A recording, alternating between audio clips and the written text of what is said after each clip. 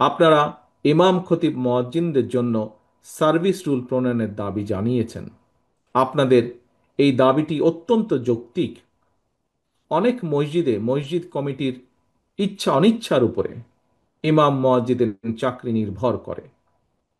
আমি মনে করি এটি হওয়া উচিত নয়, এটি হতে পারে না। এটিকে আমি ইমাম মুয়াজ্জিনদের বিরুদ্ধে অন্যায্য আচরণ বলে মনে করি। ইনশাল্লাহ, আল্লাহর রহমতে বিএনপি রাষ্ট্র পরিচালনার সুযোগ পেলে সার্ভিস রুল প্রণয়নের ব্যাপারে অগ্রাধিকার ভিত্তিতে বাস্তবায়নের উদ্যোগ বিএনপি সরকার গ্রহণ করবে ইনশাল্লাহ। উপস্থাপিত অন্যান্য দাবিগুলো বাস্তবায়নের জন্য কার্যকর উদ্যোগ বিএনপি সরকার ইনশাল্লাহ গ্রহণ করবে।